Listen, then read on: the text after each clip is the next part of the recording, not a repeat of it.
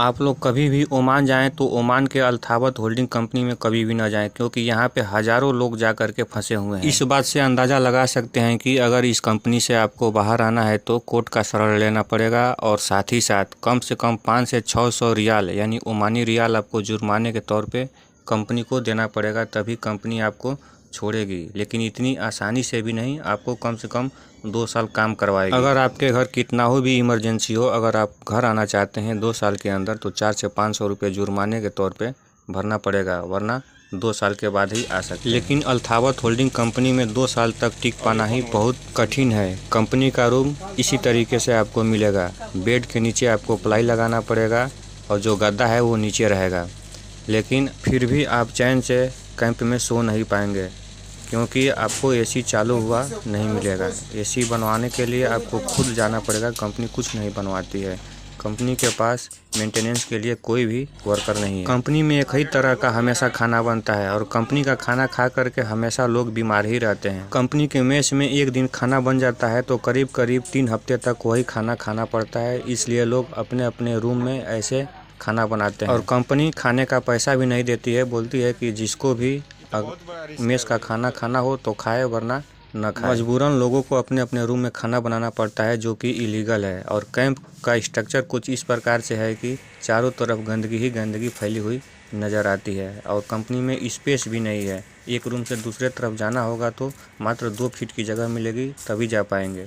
खैर, रूम में तो जाने की ज़रूरत नहीं है किसी दूसरे के, लेकिन कंपनी में गंदगी चारों तरफ फैली रहती है। यहाँ कंपनी का सेंस लेबर कैंप है और लेबर कैंप का यही हाल है, चाहे जितने भी लेबर कैंप हैं अल्तावत होल्डिंग कंपनी। अगर कोई बीमार हो जाए तो वो हॉस्पिटल में नहीं जा सकता है। हॉस्पिटल में न जाए इसके लिए उसने खुद के एक डॉक्टर बिठा रखे हैं। वो डॉक्टर एक मेडिकल स्टोर का है, मेडिकल स्टोर से 1 घंटे के लिए शाम को आता है।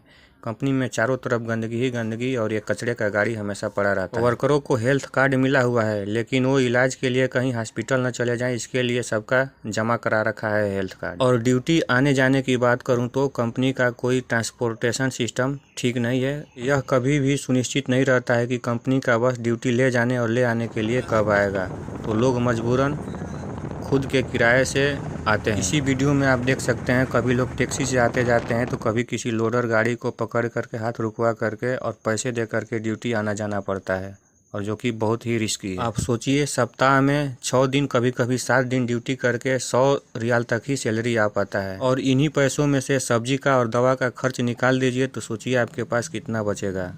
दवा का खर्च इसलिए ताकि आप बीमार रहेंगे तो दवा बाहर से ही लेना पड़ेगा। शिकायत करने पर इस तरीके से कंपनी के लोग एक शेल्टर में बुलाते हैं हेड ऑफिस में और बहुत विधिवत तरीके से धमकाते हैं ताकि लोग ऐसा बिल्कुल न करें। कंपनी के हर कैंप में कंपनी के गुर्गे लोग हैं जो कि ये डराते रहते हैं हमेशा नए वर्करों को कि अगर घर जाना चाहते हो तो लेबर कोर्ट नहीं जा सकते हो, लेबर कोर्ट जाओगे तो बुरी तरीके से फंस जाओगे, क्योंकि यहाँ पे कंपनी का ही चलता है। जबकि मुझे पता है दोस्तों, कंपनी का कोई भी आदमी नहीं सुनेगा, हेड ऑफिस का कोई भी आदमी नहीं सुनेगा। इसके लिए आपको कोर्ट का ही सहारा लेना पड़ेगा और कोर्ट में जा करके सीधे केस कीजिए और इस कंपनी से बाहर निकल आइए। मुझे पता है कि अभी भी इसमें हज़ारों लोग फंसे हुए हैं। मैंने अपनी एक वीडियो में बताया है कि अगर आप ओमान में किसी कंपनी में फंसे हुए हैं तो लेबर कोर्ट में केस कैसे करें। उस वीडियो का लिंक डिस्क्रिप्शन में है, जिसे आप क्लिक करके देख सकते हैं। इसमें A to Z फुल जानकारी दी गई है। अंत में सब मिला जुला कर ये कहना चाहूँगा कि भूल कर भी ओमान के अल्तावत होल्डिंग कंपनी में न जाएं। अगर जानकारी अच्छी लगी हो तो वीडियो को लाइक, शेयर और चैनल को सब्सक्राइब जरूर कर दीजिए और कमेंट करके बताइए जानकारी कैसी है। वीडियो के अंत तक बने रहने के लिए